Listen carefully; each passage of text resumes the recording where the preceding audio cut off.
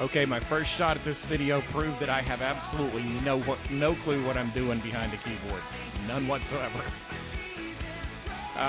This is a quick instructional video for Planetshakers tune. Everybody, Planetshakers tune called Dance. Let's shut this down for a minute. The key that you're hearing in the background is actually the key of E, which translates into a C sharp minor or a D flat minor. We're going to be playing it in G this Sunday. So I'm going to go ahead and pause this for a second and show you how the melody goes in the key of G. I may switch back and forth between the two keys, so just bear with me.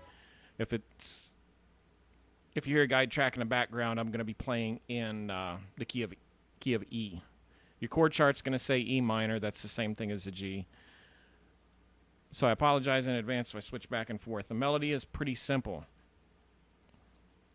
The position for this, I recommend a modified 5-finger position in the key of G. What you're going to want to do here is where the C, you're going to want to skip the C. So you want to put a thumb on G, a finger on A, a finger on B, a finger on D, and a finger on E.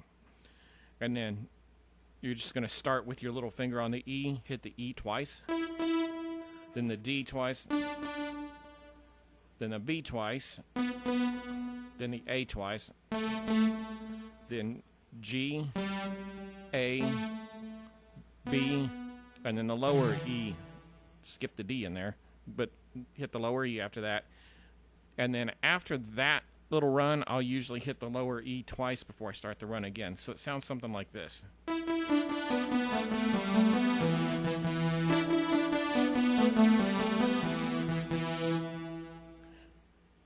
This is an octave lower so the camera can catch it on your bass line.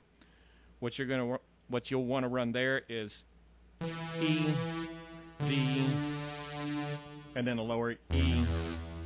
Wait. I will have to play it. Hold off on that. I'll have to play the background track to get that. So let's go ahead and flip this thing over to let's kick it up a couple of keys or kick it down a couple of keys to E and see what the background track has to say. I'm going to find a chorus in here somewhere.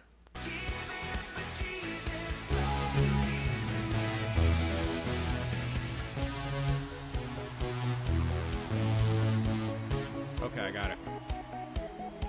So listening to that, what you're going to do on the bass line is you're going to have an E, D, a G, C. And it's going to switch at weird intervals. Even I have a hard time with this one, so it may take a couple of runs to get this down on the video. Yeah, I told you.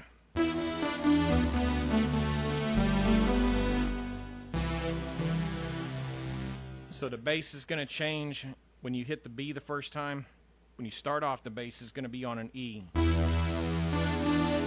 Then it's going to change to a D when you hit that B the first time.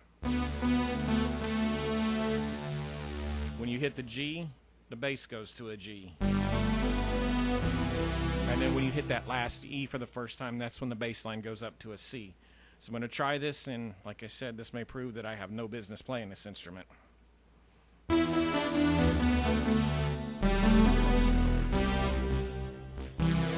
Yeah, that worked well.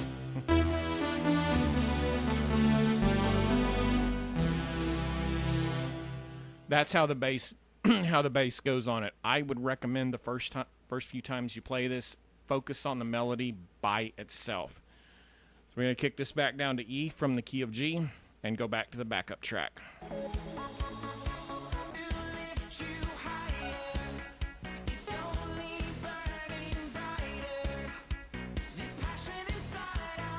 C sharp minor, B, E, A.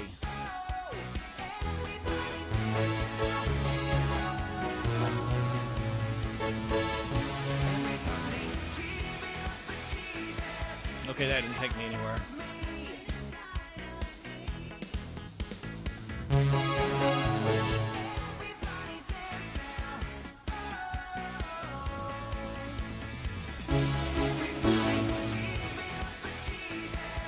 Let's try that one more time.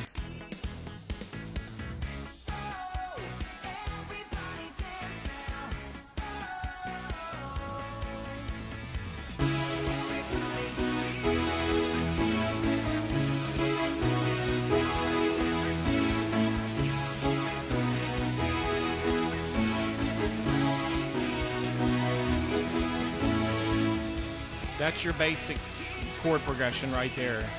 C sharp, minor, B, E, and then A. That was out of sync with the backup track, but that's your progression. Let me roll this back a little bit and throw a transition in here. I do apologize for the quality of this video. It's not my best.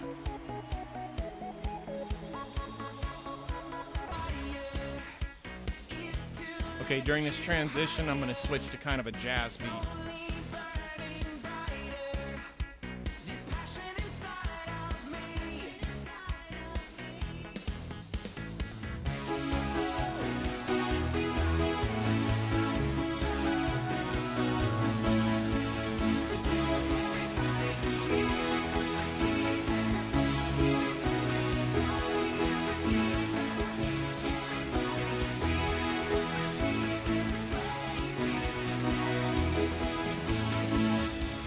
That's the transition into the chorus.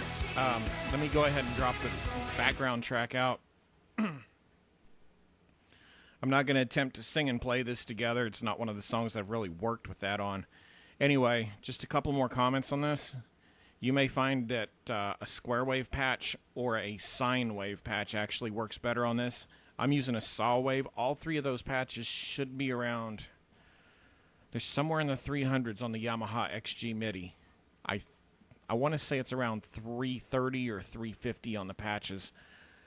Specifically on the keyboard that sits behind Kurt's position on stage, there's going to be one of those programmed. I'm trying to think how that keyboard's set up. On the pre-programmed memory stuff, like this stuff in here, you've got 16 settings, just like on this board, but it's implemented differently. Go to bank 8 and then hit number 1. I think that will get you a sawtooth wave similar to what's on the synthesizer backstage. And number 2 should get you a softer patch. It's probably suitable for our slow song Sunday. I forget what that one is. But that should get you a softer patch for that. Also, I mentioned that the saw wave and all that is around 330, 350, somewhere in there. You will also find Halo Pad, Warm Analog, and a couple or 3 other different ones. So it's the best place to search for the patches if you're used to using those particular patches on the main stage. That's where you need to look for them on the Yamaha. Now on the keyboard that Kurt normally plays, they're in a different spot. I want to say they're on bank 16 or something like that. They're actually programmed. You should be able to reach them from the panel controls on that one instead of having to go through the knob and all that stuff. Anyway, that's all I have for the song Dance.